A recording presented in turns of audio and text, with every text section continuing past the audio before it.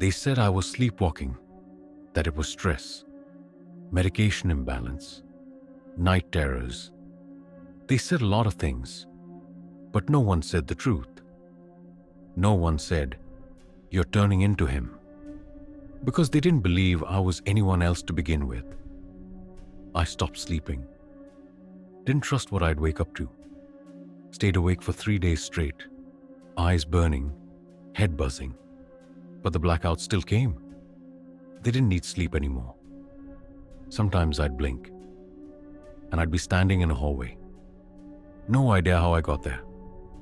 Sometimes I'd be holding something. A spoon, a piece of wire, a folded napkin, sharp at the corner.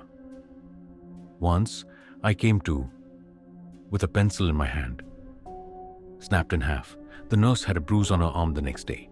She didn't mention it, but she stopped making eye contact. Lewis, the detective, came to visit again. He sat across from me in the glass room. He didn't look afraid. He looked fascinated. "I read your psych files," he said. "No history of violence, no childhood trauma, just a normal life, a boring death. And now, you're carving bodies in your sleep." I didn't respond. I didn't want to give him anything, because I didn't know what was mine to give anymore. He slid over a folder. Photos. New victims.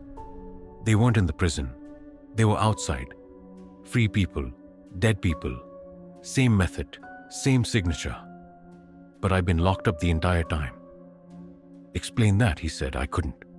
Unless Raymond wasn't gone. Unless he wasn't just in my head. Unless he was still out there, using me as a mask, a voice, a distraction. Or worse, unless I was splitting. The Daniel part, the part that didn't kill, was still clinging to identity. But the rest of me was remembering how. I begged for isolation. They gave me a padded room, no sharp edges, no windows, no mirrors, just a bed, and me, and him. He talked more now, not out loud, inside. He laughed when I cried, mocked when I prayed, told me things I couldn't unhear. What blood feels like under fingernails.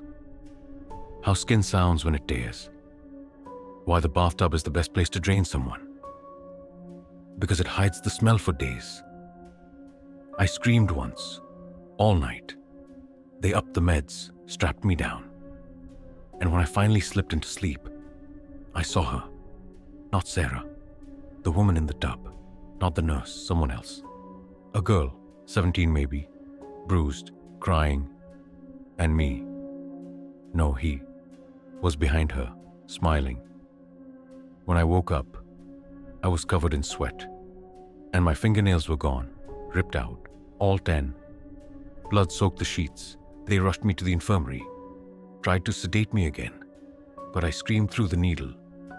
"He's inside me. He's not me. He's not me." The doctors wrote it off as psychosis, a deep break, a permanent fracture.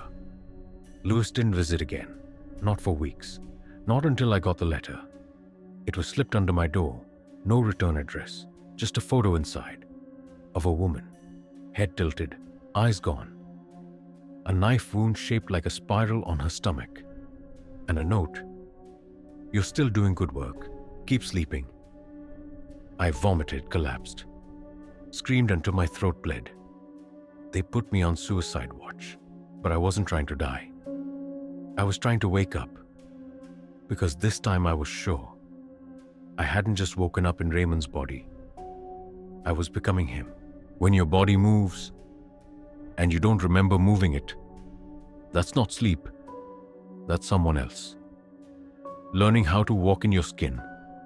Like, subscribe and push the bell if you felt that chill.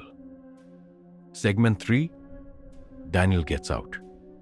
But what comes with him won't stay locked for long.